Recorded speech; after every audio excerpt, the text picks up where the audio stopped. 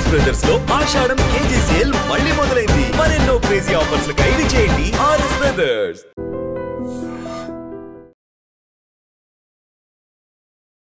నమస్తే, welcome to I dream money matters with Anil AKV. Simplifying money, 1 episode at a time. Silent గా operation Sindoor 2.0కి ఏమైనా సన్నాహకాలు ప్రారంభమవుతున్నాయా? మన చుట్టుపక్కల ఉన్నటువంటి దేశాల పరిస్థితి ఏంటి? మనం ఎందుకని డిఫెన్స్ మెకానిజంని డెవలప్ చేసుకుంటూ ఉన్నాము? ఎట్ ద సేమ్ టైం అమెరికాలో ఏం జరుగుతోంది, ఆఫ్ఘనిస్తాన్లో ఏం జరుగుతోంది, ఇజ్రాయెల్లో ఏం జరుగుతుంది, ఇవన్నీ మన మీద ఎలాంటి ఇంపాక్ట్ చూపించబోతున్నాయి, పర్టికులర్గా స్టాక్ మార్కెట్ మీద ఎలాంటి ప్రభావం ఉండబోతుంది? మనతో పాటుగా ఉన్నారు అనిల్ ఏకేవి. హలో అండి అనిల్ గారు, చాలా రోజులైంది మీతో మాట్లాడి. ఆపరేషన్ సింధూర్ ఏప్రిల్లో జరిగింది. ఆ తర్వాత సడన్ గా సైలెంట్ అయిపోయారా అనుకుంటే కాదు అనే పరిస్థితి కనిపిస్తోంది. సన్నాహకాలు జరుగుతున్నాయి సైలెంట్ గానే ఆపరేషన్ సింధూర్ 2.0కి. నిజమేనా? ఆపరేషన్ 2.0 బహిరంగంగానే మనకు దాని సంసిద్ధంగా మనమున్నాము. ఎట్ ది సేమ్ టైం మన శత్రుముఖులు ఎవరైతే ఉన్నారో పక్క దేశం వాళ్ళు, వాళ్ళ ప్రాక్సీల ద్వారా వాళ్ళు కూడా ప్రిపేర్డ్గా ఉన్నారు. దీని బ్యాక్గ్రౌండ్ అంటే ఆ రోజు మన ప్రధానమంత్రి గారు చాలా స్పష్టంగా చెప్పారు, ఆపరేషన్ సింధూర్ అనేది ఆగిపోలేదు, ఇది కంటిన్యూస్ ప్రాసెస్, ఒక పాజ్ బటన్ మాత్రమే. ఆ రోజు రకరకాల మనకు వచ్చిన రిక్వెస్ట్లను దృష్టిలో పెట్టుకొని, మనకు వచ్చిన అభ్యర్థులను దృష్టిలో పెట్టుకొని మనం ఆపేం తప్పిస్తే, లేకుంటే ఈరోజు చాలా తీవ్రంగా వెళ్ళుండే వాళ్ళము. బట్ ఇది ముగిసిపోయిన అధ్యయనం కాదు. ఆపరేషన్ సింధూర్ అనేది మీరు అన్నట్టు ఒక చిన్న పాజ్ బటన్ మాత్రమే నొక్కి పెట్టాం దాన్ని. We are well prepared. At the same time మనం మన తాలూకు ఆర్టిలరీని, మన తాలూకు ఆర్మీ ప్రిపరేషన్స్ని మనం చాలా గట్టిగా చేస్తున్నాము. మన కమాండ్ అండ్ కంట్రోల్స్ ఎవరైతే ఉన్నారో వాళ్ళు చాలా వెల్ ప్రిపేర్డ్గా ఉన్నారు. పూర్తి స్థాయి సన్నద్ధంగా ఉన్నాం మనం ఆపరేషన్ సింధూర్ 2.0కు. అది ఎప్పుడు జరుగుతుంది, దాని తారీఖులు, తేదీలు, నక్షత్రాలు అంటే depends upon the resistant, so called వాళ్ళు పేరు పెట్టుకున్నారు కదా, రెసిస్టెంట్ మిలిటెంట్స్ అని చెప్పి, ద రెసిస్టెంట్ ఫ్రంట్ అని చెప్పి. వాళ్ళు నథింగ్ బట్ వాళ్ళ ప్రాక్సీలే. మళ్ళీ లష్కర్ ఏ తోయిబా, జైషే మొహమ్మద్ వాళ్ళ తాలూకు గ్రూప్సే అవి. వాళ్ళు కొత్త సాఫిస్టికేట్ పేర్లు పెట్టుకొని వచ్చారు. ప్రతిసారి పాత పేర్లే పెడితే బాగుండేది, ఎందుకంటే ఆల్రెడీ అవన్నీ కూడా బాయ్కాటెడ్ గ్రూప్స్ కాబట్టి కొత్త పేర్లు పెట్టుకొని వచ్చారు వాళ్ళు. ఆర్ దే రియల్లీ రెడీ అండి? ఎందుకంటే మొన్నే చాలా ఎఫెక్ట్ పడింది. ఇప్పటికీ ఎంత నష్టపోయారు అనేది చెప్పనప్పటికీ కూడా ఎయిర్ ఫోర్స్ బేస్లు అయితే ధ్వంసం అయిపోయాయి. నిజంగా వాళ్ళకంత కరేజ్ అనేది ఉందా, గట్స్ అనేవి ఉన్నాయి? ఇప్పుడు అండర్స్టాండ్ 2 పర్స్పెక్టివ్స్. ఇక్కడ మనం ఒక కొంచెం బ్రాడర్ పర్స్పెక్టివ్ లో మాట్లాడాలి. ముల్లా మునీర్ ఎవరైతున్నాడో, Pakistan army general, so called field marshal ఎవరైతున్నారో, his intention was very clear. అతనికి అధ్యక్షుడు కావాలనే ఉద్దేశం చాలా స్పష్టంగా ఉంది. మిగతా ఆర్మీ జనరల్స్లా కాకుండా అతని ఎక్స్టెన్షన్ కోరుకున్నాడు. అతని ఎక్స్టెన్షన్ దగ్గర కొద్దిగా వాయిదా పడింది. అందువల్ల ఇమ్రాన్ ఖాన్ తీసుకెళ్లి జైల్లో పెట్టారు. ఇది పాయింట్ 1. పాయింట్ 2 వచ్చేప్పటికి ఏంటంటే he is very clear that is a jihadi. అతని జిహాదీ మూకలకు నాయకుడు, సుప్రీం కమాండర్. ఓకే, అది చాలా sophisticated version of Osama bin Laden అనుకోండి మీరు. ఇప్పుడు ఇక్కడ జరిగేది ఏంటంటే తన ఎక్స్టెన్షన్ కోరుకోవడానికి తనకంటూ ఒక సానుభూతి రావాలి, ఒక గుర్తింపు రావాలి, పాకిస్తాన్ ప్రజల మధ్యలో తనకంటూ ఒక హీరో వర్షిప్ రావాలని చెప్పేసి అతను చాలా స్పష్టంగా, చాలా క్లియర్గా తన గ్రూప్స్, రెసిస్టెన్స్ ఫ్రంట్స్ అనే గ్రూప్స్ని పెట్టి పహల్గామ్లో దాడులు చేయించాడు. ఇందులో అనుమానం కూడా పెట్టుకోవాల్సిన అవసరం లేదు. దాన్ని మనం రిటాలియేట్ చేశాము. ఇప్పుడు అయిపోయింది. దాని తర్వాత అతనికి కావాల్సిన బేస్ ఏతుందో అతను ఏర్పరచుకున్నాడు. ఇన్ టర్మ్స్ ఆఫ్ అతని పొజిషన్ అతను పదిలపరుచుకున్నాడు. రేపో మాపో జర్దారిని తీసి పక్కన పడేసి he will become president of Pakistan. దానికి పెద్ద టైం కూడా లేదు. ఎందుకంటే అమెరికా చాలా స్పష్టంగా, అమెరికాకు పాకిస్తాన్లో అంతర్గతంగా జరుగుతున్న విషయాల పట్ల పూర్తి స్థాయి అవగాహన ఉంది కాబట్టి ట్రంప్ అతన్ని లంచ్కి ఇన్వైట్ చేశాడు. ఎందుకంటే ప్రధానమంత్రిని ఇన్వైట్ చేయలేదు, అధ్యక్షుని ఇన్వైట్ చేయలేదు, ఆసిఫ్ మునీర్ని ఇన్వైట్ చేశాడు. ఆర్మీ జనరల్ ఇన్వైట్ చేసి పిలిపించాడు, మాట్లాడారు. ఆ రోజు మన ప్రధానమంత్రిని రండి మాట్లాడదామని అంటే, మీరు మా స్థాయి వ్యక్తులు కాదని చెప్పేసి మనం లైట్ తీసుకున్నాం. అయిపోయింది అక్కడికి. దెన్ అతను కోరుకున్న సానుభూతి ఏందో అతనికి దక్కింది. పహల్గామ్ అటాక్ చేస్తే ఇండియా రిటాలియేట్ చేసింది. మనం చాలా భారీ స్థాయిలో రిటాలియేట్ చేసాం. వాళ్ళ ఎయిర్ ఫోర్స్ బేసెస్ మొత్తం కూడా కంప్లీట్గా సర్వనాశనం చేశాము. టోటల్లీ వాళ్ళని సరెండర్ చేయించాం మనం. బట్ ఈ మొత్తం ట్రాన్సాక్షన్ జరిగింది ఏంటంటే అతని హీరో వర్షిప్ వచ్చింది. వాళ్ళు అక్కడ ఏం ప్రచారం చేసుకున్నారు, మన భారతదేశం తాలూకు రాఫెల్స్ని కూల్ చేసాము, ఇక్కడ ఆర్మీని కూల్చాము, ఢిల్లీ మీద అటాక్ చేసాము, బాంబే మీద దాడులు చేసాము, ఈ స్థాయి ప్రచారం చేసుకున్నారు అక్కడ. సో ఆ ప్రచారం తాలూకు హీరో వర్షిప్ అతను కోరుకున్నట్టే అతను జరిగింది. నౌ ఈ safe, he will become president of Pakistan. ఇప్పుడు వాళ్ళకి చాప్టర్ 27 ఒకటి ఉంది, అంటే వాళ్ళు సంస్కరణ చేసుకోవచ్చు, అంటే వాళ్ళ అమెండ్మెంట్ చేసుకోవచ్చు. వాళ్ళ పాకిస్తాన్ కాన్స్టిట్యూషన్స్ని ఇస్లామిక్ రిపబ్లిక్ ఆఫ్ పాకిస్తాన్ కాన్స్టిట్యూషన్స్ని అతను మార్చేసుకొని అతను అనుగుణంగా ప్రెసిడెంట్ పాలన తెచ్చుకొని అతని కంట్రోల్లో దేశాన్ని పెట్టుకుంటాడు. ఇప్పుడు మీరు అన్న ప్రశ్న, are they well prepared for war? వాళ్ళ ప్రజలతో ఏం సంబంధం? భారతదేశంలో యుద్ధం జరిగితే ప్రజలతో సంబంధం. పాకిస్తాన్ అంటే దేశంలో ప్రజలతో ఏం సంబంధం? వాళ్ళ ప్రజలు ఏం పట్టించుకోరు. ప్రజలు ఏ గంగలు తేంది, చచ్చిపోతుంది, బ్రతుకుతుంది, వాళ్ళ సంబంధం లేదు. ఇంకోటి ఏంటంటే IMF $40 బిలియన్ బెయిల్అవుట్ ప్యాకేజ్ కూడా ప్రకటించింది. అదే అమెరికా ఒత్తిడి ద్వారానో లేకపోతే అమెరికా ప్రోద్బలం ద్వారానో వాళ్ళకి బెయిల్అవుట్ ప్యాకేజ్ ప్రకటించింది. అమెరికా ఉద్దేశం భారతదేశంతో యుద్ధం చేయమనో లేకపోతే కాలు దూమనే కాదు, క్లియర్గా చైనాతో కౌంటర్ డిఫెండ్ చేసుకోవడం కోసం చైనాకు పాకిస్తాన్ మధ్యలో ఒక ఒప్పందం ఉంది, CPAC అని చెప్పి, చైనా ఎకనామిక్ పాకిస్తాన్ కారిడార్ ఒకటి. ఆ కారిడార్ని డిఫెండ్ చేయడం, ఆ కారిడార్ని ఆపడము లేకపోతే చైనాని ఏషియా పసిఫిక్ రీజియన్లో కంట్రోల్ చేయడం కోసము పాకిస్తాన్ తయారీ చేస్తుంది. Pakistan is a machinery country, Pakistan is a machinery army, అదొక ప్రైవేటు అల్లరిముక్క లాంటిది అనమాట. సో ఎవరు డబ్బులు ఇస్తే వాళ్ళ కోసం పనిచేస్తారు వాళ్ళు. వాళ్ళు ఆ డబ్బులు తీసుకున్నారు. ఆ డబ్బులతో ఇప్పుడు ఈ ఇంతకాలం లాస్లో ఉన్న పాకిస్తాన్ బడ్జెట్ ఇప్పుడు +2 బిలియన్లోకి వచ్చారు మొదటిసారి జీవితంలో. So they are in terms of అక్కడ World Bank support, America support ఉంది కాబట్టి financially they are okay. But మనతో యుద్ధం చేసి తట్టుకునేంత శక్తి వాళ్ళకి లేదు. వారం 10 రోజుల కానీ ఎక్కువ యుద్ధం చేయలేరు. ఎందుకంటే one war will cost about 20-30 billion. మన జరిగిన యుద్ధం $20 బిలియన్ ఖర్చు అయింది. మనం తట్టుకోగలుగుతాం, వాళ్ళు తట్టుకోలేరు. సో ఇప్పుడు వాళ్లకు కావాల్సింది ఏంటి? అతని స్థానాన్ని అతను పదిలపరుచుకోవాలనుకున్న ప్రతిసారి కూడా దేశం మీద, భారతదేశమే దాడులు చేయాలి ఏదో రకంగా. సో మనకుండే ఇంటెలిజెన్స్ రిపోర్ట్ మనకుంది. వాళ్ళ మూవ్మెంట్స్ ఎలా ఉన్నాయి, వాళ్ళు ఎలా మూవ్ అవుతున్నారు, వాళ్ళ టెర్రరిస్ట్ క్యాంప్స్ ఎక్కడెక్కడ పెడుతున్నారు అనేది, పాకిస్తాన్ ఆక్యుపైడ్ కాశ్మీర్లో ఏం జరుగుతుందనే విషయంలో మనకు ఫుల్ క్లారిటీ ఉంది. మననే అజర్ మసూద్ వాడు కూడా అక్కడక్కడ తిరుగుతున్నాడని, విత్ ఆల్మోస్ట్ 1000 కిలోమీటర్ రేంజ్లో ఉన్నాడని చెప్పేసి మనకు ఇన్ఫర్మేషన్ ఉంది. సో ఎప్పుడు జరుగుతుంది తారీఖులు ఇవన్నీ మనకు తెలియదు, బట్ జరుగుతుంది. ఇక్కడ ఈ 2 నెలలు 3 నెలల కాలంలో ఎప్పుడైనా సరే మళ్ళీ ఒక దాడి జరగవచ్చు. మనం కూడా అప్రమత్తంగానే ఉన్నాం. ఎట్ ది సేమ్ టైం దాడి జరిగిన తర్వాత మనం కూడా మళ్ళీ మొన్నటి స్థాయిలోనే మళ్ళీ రిటాలియేట్ చేస్తాం. ఈ వారంలోనే లష్కర్ ఏ తోయిబాకి ప్రాక్సీ గ్రూప్ గా ఉన్న ద రెసిస్టెంట్ ఫ్రంట్ ని గ్లోబల్ టెర్రరిస్ట్ గ్రూప్ గా అమెరికా అనౌన్స్ చేసింది. అంటే అక్కడ ఏం జరుగుతోంది అనేది మాకు తెలుసు. ద రెసిస్టెంట్ ఫ్రంట్ మన మీద ఎలా అటాక్ చేస్తోంది అనేది కూడా మేము గుర్తించాము అనుకున్నప్పుడు అదేమన్నా ఇంపాక్ట్ చూపిస్తుందా పాకిస్తాన్ మీద? అట్లా పాకిస్తాన్ అమెరికాని ద్వంద్వ ప్రమాణాలు, డబుల్ స్టాండర్డ్స్, త్రిబుల్ స్టాండర్డ్స్ ఇక్కడ డిక్లేర్ చేస్తారు, అక్కడ సపోర్ట్ చేస్తారు.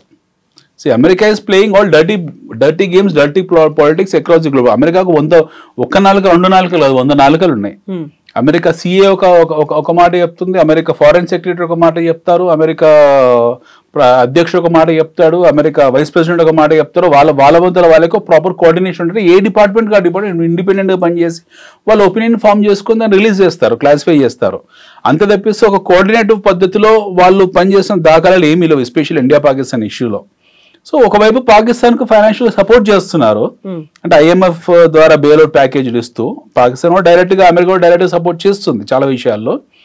ఇంకోవైపు రెసిస్టెన్స్ ఫ్రంట్ ని తీవ్రవాద ఉగ్రవాద ఉమ్ముగా గుర్తించామని చెప్పి అంటారు. ఇలా అన్న వాళ్ళు ఆర్థికపరమైన సపోర్ట్ చేయకూడదు. They are not suppose to do any kind of financial help, but they are doing it. So America ఇక్కడ ఈ పాయింట్ ఆఫ్ వ్యూలో మనకి ఇమ్మెటీరియల్. అమెరికా ఏం సపోర్ట్ చేస్తుంది, ఏం చేస్తుంది, ఏందనేది మనకు అవసరం లేదు. అమెరికా గురించి మనకి ఏం సంబంధం లేదు. But when it comes to our internal security, మన అంతర్గత భద్రత విషయాలు మనం కాంప్రమైజ్ కాము. ఇప్పుడు మళ్ళీ ఇంకొక దాడి ఇలాంటి వాళ్ళు ఏమైనా ప్లాన్ చేసి ఒకవేళ చేస్తే మనం ఊరుకోము. ఈసారి ఇంకా తీవ్ర స్థాయిలో చేస్తాం. బహుశా ఈసారి డైరెక్ట్ లాహోర్ మీద, కరాచీ మీద అటాక్ చేయొచ్చు. మొదటిసారి మిస్ అయిపోయారు వాళ్ళు. మొదటిసారి కొన్ని ప్రాంతాల్లోకి అయింది. రావల్పిండి దగ్గర ఉన్న మిలిటరీ బేస్, ఆర్మీ బేస్ వరకు వెళ్తాం. ఈసారి పూర్తిగా వెళ్ళిపోతాం. ఈసారి we'll go much deeper inside. వాళ్ళ దగ్గర ఆ స్థాయి వెపనరీ కూడా ఏమీ లేదు. ICBMs ఉండొచ్చు, కానీ వాళ్ళ దగ్గర మన మీద ప్రయోగిస్తే ఇంటర్సెప్ట్ చేసే శక్తి మనకుంది. we will collapse them complete గా. ఇప్పుడు కొత్తగా పాకిస్తాన్ నష్టపోయేది ఏమీ లేదు. Already it is a sunk city, complete గా మునిగిపోయిన దేశం అది. సో కొత్తగా నష్టపోయేది ఏం లేదు, నష్టం మనకు జరుగుతుంది.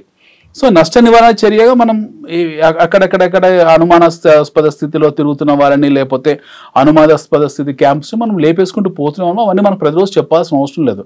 But if at all Pakistan comes again in a nutshell మళ్ళీ చీకటి యుద్ధం చేస్తే మటుకు definitely it will be open war. మొన్నట్లాగా సర్జికల్ స్ట్రైక్ మొన్నటిదాకా ప్రెసిషన్ స్ట్రైక్స్ అంటే ఏముండే it will be complete open war. మనం డైరెక్ట్ ఓపెన్ వార్ లో దిగిపోతాం. మనం we will go much deeper inside. ఎందుకంటే పాకిస్తాన్కి ఒకవైపు అక్కడ తహరీకే తాలిబాన్ పాకిస్తాన్ కూడా ఇబ్బందులు ఉన్నాయి. బలూచిస్తాన్లో రోజు గొడవలు జరుగుతూనే ఉన్నాయి. ఇంకోవైపు ఖైబర్ పస్తుల్లో అక్కడ గొడవలు జరుగుతూనే ఉన్నాయి. ఇన్ని జరుగుతున్నా సరే వాళ్ళకు బుద్ధి జ్ఞానం లేకుండా ఆసిఫ్ మునీర్ ఎవడవుతున్నాడో వాడి పదవిని కొనసాగించుకోవడానికి వాని పదవిని స్థిరత్వం చేసుకోవడానికి ఆడుతున్న డ్రామాలు ఇవన్నీ కూడా then they will face. Now when it comes to అమెరికాని మనం లెక్కలో తీసుకునే అవసరం లేదు. ఎందుకంటే అమెరికా వాళ్ళ సిఐఏ వాళ్ళ డీప్ స్టేట్ ఎలా పనిచేస్తుందో అమెరికన్ అధ్యక్షుడు కూడా తెలియదు.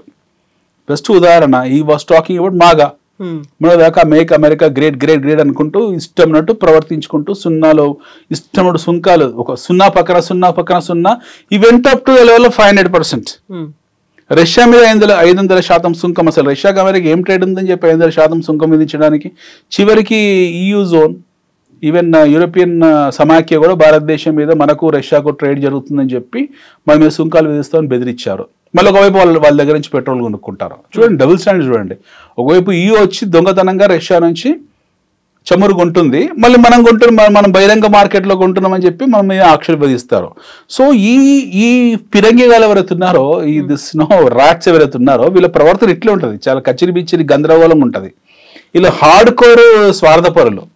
సో వీళ్ళని మనం పట్టించుకునే అవసరం లేదు. మనము ఆర్థిక శక్తిగా సైనిక శక్తిగా ఎదుగుతున్న కొద్దీ మన మీద ఆంక్షలు విధిస్తూనే ఉంటారు.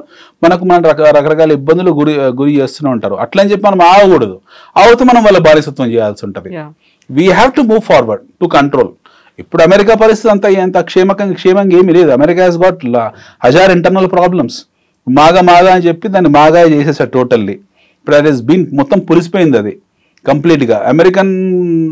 అమెరికాలో జరుగుతున్న కార్పొరేట్ డిస్సాటిస్ఫాక్షన్ డిసెంట్ అవుతుంది, అది పతాక స్థాయిలో ఉంది. వరల్డ్ బ్యాంక్ కూడా చాలా క్లియర్గా హెచ్చరించింది. 2.8 ప్రపంచ ఆర్థిక పురోగతిని వాళ్ళు దాన్ని డౌన్ గ్రేడ్ చేసి 2.2 దగ్గర ఆగిపోతుంది ఆయన అని చెప్పారు. The only country in the world which is expected to grow at the rate of 7-8% is India. Not China, not America, not Britain. There is no other country on this planet which is able to grow at the speed of India. So డెఫినెట్గా మేము Aedes వస్తూ ఉంటారు మన మీద ఎప్పుడు ఏడుపులు ఉంటూనే ఉంటాయి వాళ్ళకు. అండ్ మనం ఇంకోటి ఏంటంటే కౌంటర్ బ్యాలెన్స్ చాలా క్లియర్గా ప్లే చేస్తున్నాము. మనం ఇరాన్తో సఖ్యంగా ఉంటాం, ఇరాక్తో సఖ్యంగా ఉంటాం, ఇజ్రాయెల్తో బాగానే ఉంటాము, అందరితో బాగానే ఉంటాం. మనతో వీళ్ళు బాగుంటారు తప్పిస్తే మనం బాగుంటాం అందరితో. మన ద్వైపాక్షిక సంబంధాలు చాలా బలంగా ఉన్నాయి, మనకు వచ్చే నష్టం ఏమీ లేదు. ఇప్పుడు మాగా ఏదైతుందో this non sense make America great ఏదైతుందో that Hess made America పాపర్.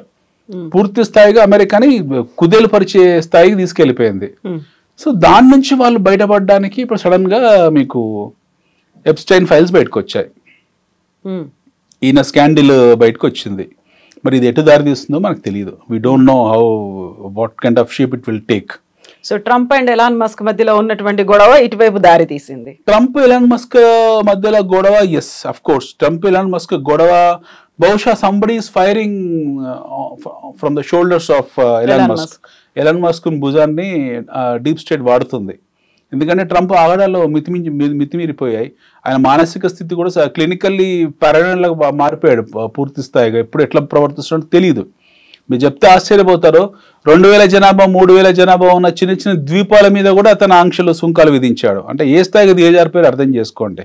Make America great అంటే ఏంది? అమెరికా నువ్వు నీ దేశాన్ని గ్రేట్ చేసుకో, కానీ చిన్న చిన్న ద్వీపాలు చిన్న చిన్న దీవులు 10,000 జనాభా 15,000 జనాభా ఉన్న దేశాల మీద కూడా 50% 60% సుంకాలు టారిఫ్లు విధిస్తే అది ఎంత హాస్యాస్పదంగా ఉంటుంది. సో ఇది మొత్తం ట్రేడ్ బ్యాలెన్స్ని దెబ్బతీస్తుంది. పూర్తి స్థాయిగా అమెరికన్ ట్రేడ్ బ్యాలెన్స్ దెబ్బతీస్తుంది. అమెరికాని దీర్ఘకాలిక రెసిషన్లోకి తీసుకెళ్లే పరిస్థితి సృష్టించింది. అంటే అమెరికాలో ఎప్పుడు దీర్ఘస్థాయి రెసిషన్ వచ్చినా సరే అంటే there are 2 kinds of recessions. ఒకటి తాత్కాలికంగా ఉంటుంది, అంటే 2 years 3 years ఉంటుంది. సపరేట్ క్రైసిస్ ఉంది. ఫర్ ఎగ్జాంపుల్ తాత్కాలిక రెసిషన్ అది 2008లో వచ్చింది, 2 సంవత్సరాలు వెళ్ళిపోయింది అది. బట్ రెసిషన్ కనుక దీర్ఘస్థాయిగా వెళ్ళిపోయింది అనుకోండి, if it continues for 3 years 4 years that will lead to depression. ఒకప్పుడు గ్రేట్ అమెరికన్ డిప్రెషన్ వచ్చింది ఒకనొక టైంలో. అలాంటి డిప్రెషన్స్ వచ్చే ఛాన్సెస్ ఉంటాయి. ఎందుకంటే మీ ట్రేడ్ బ్యాలెన్సెస్ని మొత్తము పారీ చేసుకుని ఇబ్బంది క్రియేట్ చేసుకుని మీ బుక్స్ని మీ బ్యాలెన్సెస్ని దెబ్బ తీసుకుంటే that will create such a long hall impact that your country will get in to depression. దీన్ని ముందే ఊహించారు చాలా మంది. సో ట్రంప్ని కాళ్ళకు ముందు కాళ్ళ బంధనాలు వేయాలన్నా, అతన్ని కంట్రోల్ చేయాలన్నా he has to get stop somewhere. ఏదో ఒక చోట ఫుల్ స్టాప్ ఉండాలి.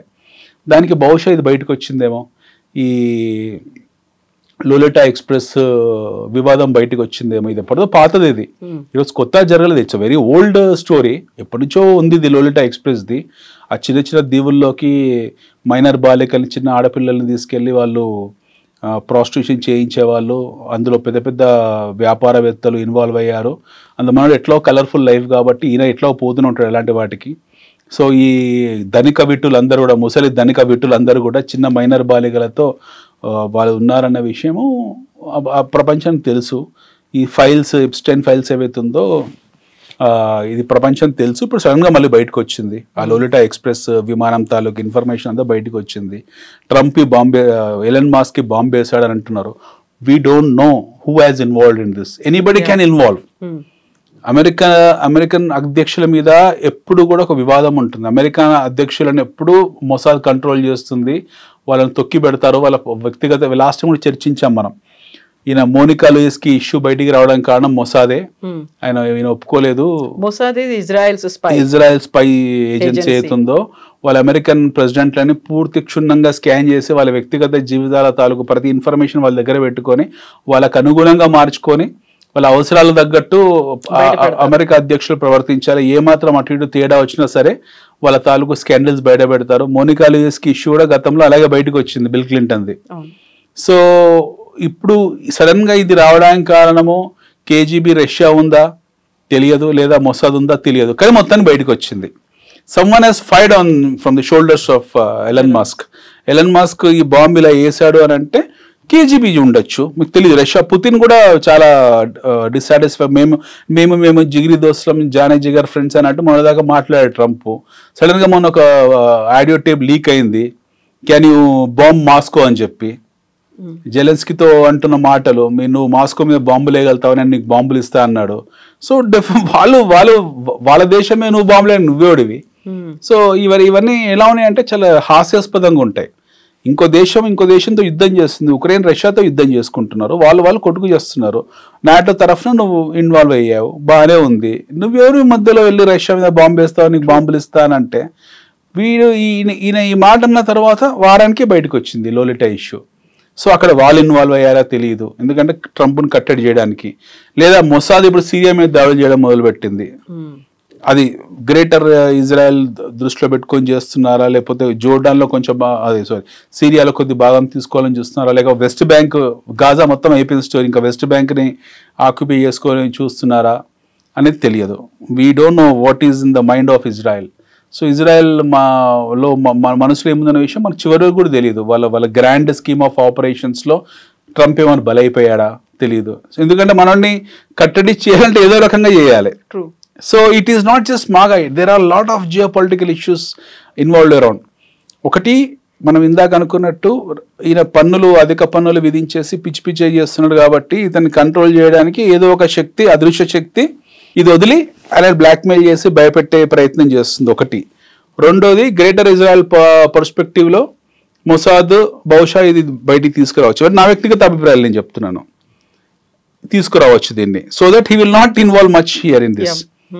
ఎందుకంటే సడన్ గా వాళ్ళు వెళ్ళి ద్రూస్ గ్రూప్, ప్రపంచంలో చాలా చిన్న గ్రూప్ ద్రూస్ గ్రూప్ లో మీకు సిరియాలో ఉంది 5 లక్షల మంది. వాళ్ళ మీద సిరియా దాడులు చేస్తుంది అని చెప్పేసి వాళ్ళకి సపోర్ట్ చేస్తున్నామని చెప్పి వీళ్ళు డమస్కస్ మీద దాడులు చేసింది ఇజ్రాయెల్ 3-4 రోజుల క్రితం. అది కూడా చాలా భీకరమైన దాడులు చేస్తుంది.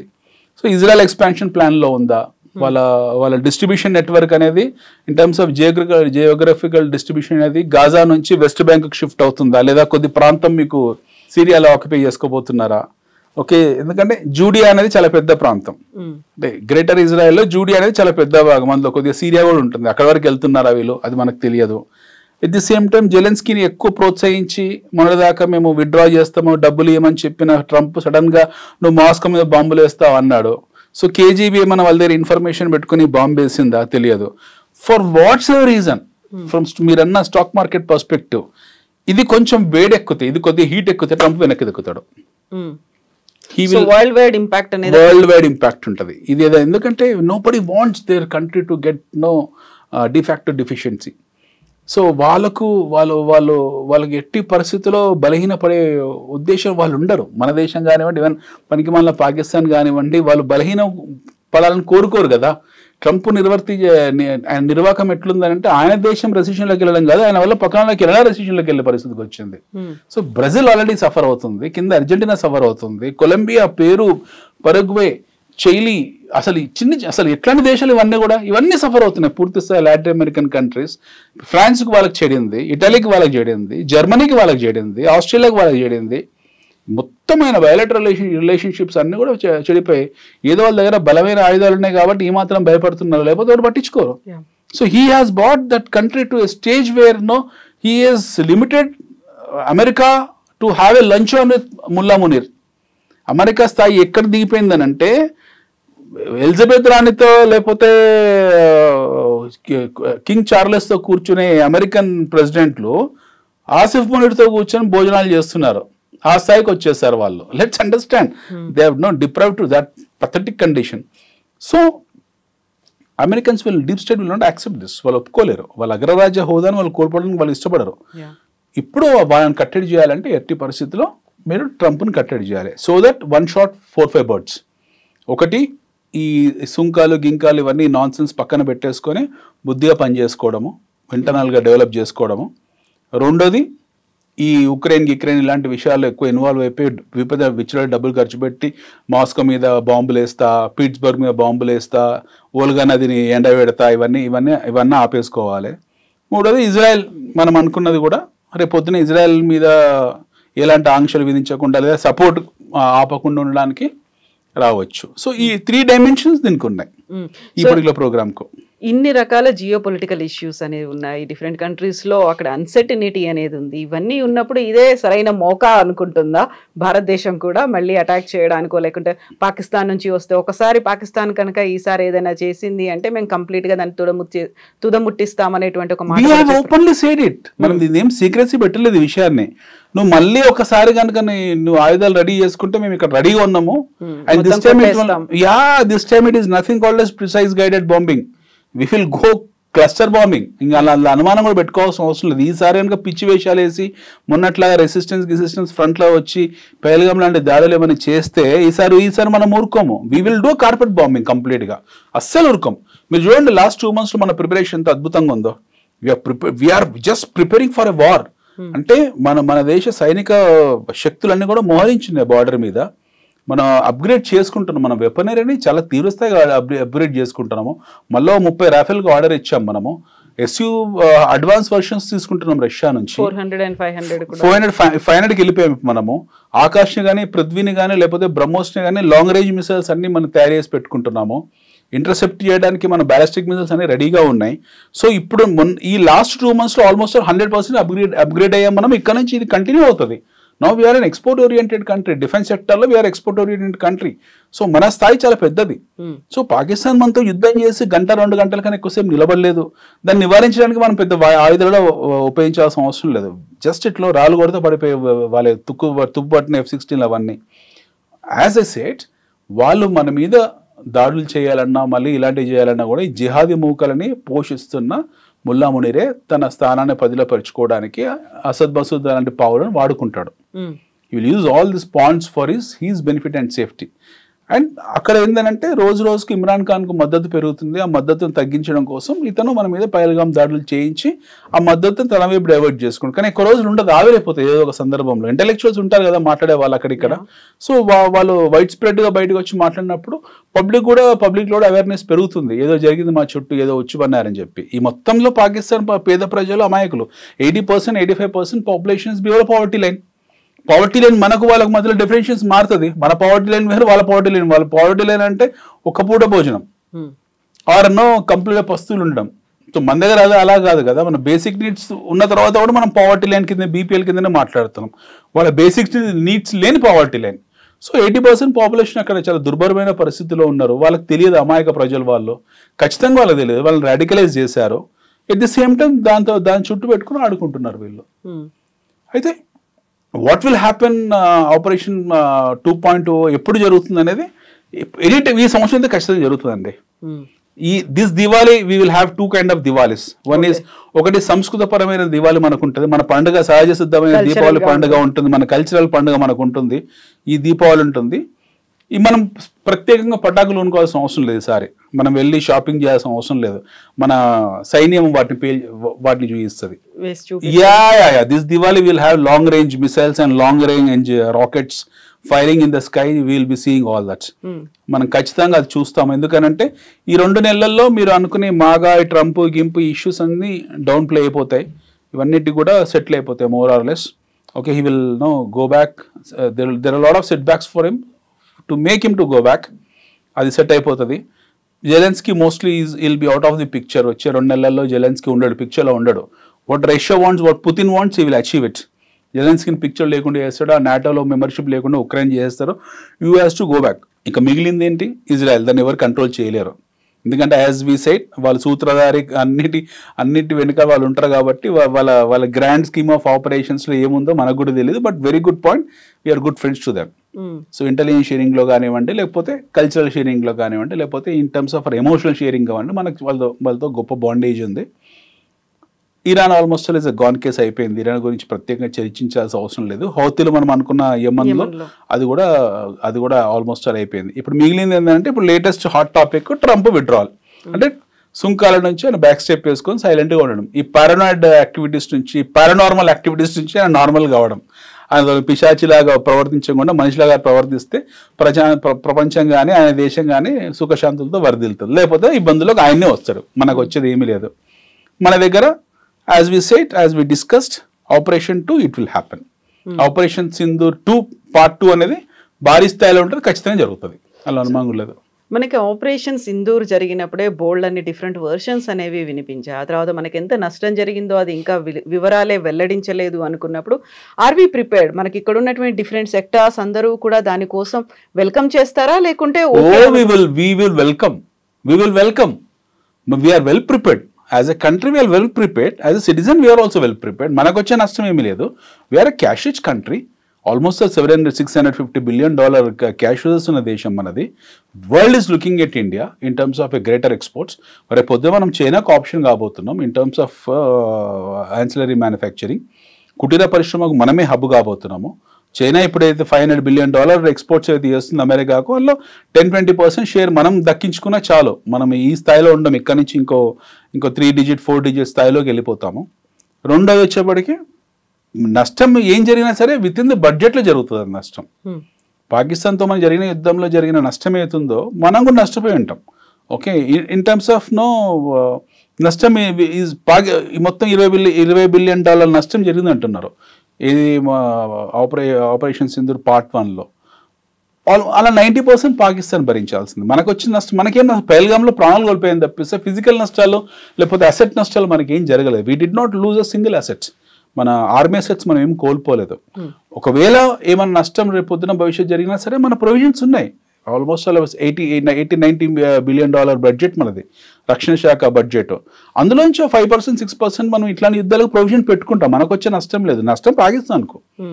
So we are well prepared for it. We don't have any problem. And as we discussed మనకు వచ్చే దాని గురించి అసలు అది చాలా ఇమ్మెటీరియల్ థింగ్ అది. సో ఎమర్జింగ్ నేషన్ కాదు, we are almost developed nation in terms of our reserve. Developed nation అంటే మళ్ళీ రోడ్లు బిల్డింగ్లు అని కాదు. There are multiple factors which will define it. We are more or less a developed nation. India is no more an emerging country. India is no more an emerging market. We are more or less a developed nation, more or less a emerging strong country in all factors. మనం దేనికి వెళ్ళాల్సిన అవసరం లేదు. మన stock markets కూడా చిన్న చిన్న corrections వస్తాయి. పహల్గామ్ దాడి జరిగింది, ఏం జరిగింది? 2 రోజులు పడింది, 3వ రోజు పాజిటివ్ వెళ్ళిపోయింది. ఇరాన్ ఇజ్రాయెల్ దాడి చేసింది, ఏం జరిగింది? అదే రోజు Israel market lifetime high కొట్టింది. ఇరాన్ వచ్చి ఒక రాత్రి 300 బాంబులు వేస్తే తెల్లారి అది ఏ స్టాక్ మార్కెట్ మీద బాంబులు పడ్డాయి, అదే stock market Israel stock market lifetime high కొట్టింది. That's how market function. Market ప్రతి దాంట్లో ఆపర్చునిటీ తీసుకుంటుంది. ఆపరేషన్ సింధూర్లో ఒక కొత్త ఇండస్ట్రీ ప్రపంచం గుర్తించింది భారతదేశం. That is defence sector. భారతదేశం డిఫెన్స్ సెక్టర్ అంతవరకు డార్క్ హార్స్. ఎవరు దాన్ని గుర్తించలేదు. సడన్ గుర్తించారు అఫ్ కోర్స్, బట్ ఇంత పెద్ద ఎక్స్పోర్ట్ ఓరియంటెడ్ ఇండస్ట్రీ కింద మారిపోతుందని ఎవరు అనుకోలేదు. దాని తర్వాత ఏం జరిగింది, ఆపరేషన్ సింధూర్ తర్వాత మన డిఫెన్స్ సెక్టర్ అసలు అద్దొదుపు లేకుండా పరిగెత్తుకుంటూ వెళ్ళింది. So tomorrow we don't know which industry will come. రేపు పొద్దున మాకు తెలియదు, డ్రోన్ ఇండస్ట్రీ రావచ్చు, లేకపోతే ఆర్టిఫిషియల్ ఇంటెలిజెన్స్ ఇండస్ట్రీ రావచ్చు, వార్ మెకానిజంలో కొత్త మెథడ్స్ రావచ్చు, we don't know. So let's see, let's wait and see. Let's welcome operation Sindoor part 2. దాన్ని వెల్కమ్ చేద్దాం. అందులోంచి కొత్త ఇండస్ట్రీ వస్తుంది, కొత్త అది ప్రగతికారకం అవుతుంది. భారతదేశం మీద ఎవడు ఎప్పుడు దాడి చేస్తుంది మనకే ఉపయోగపడ్డది తప్పిస్తే మనం ఏం నష్టపోలేదు అందులో. So everyone is all set అంతేనా ఇంకా? Yeah, thank you so much. Thank you ma'am. Thank you అండి, థ్యాంక్ యూ అనిల్ గారు, థ్యాంక్ యూ.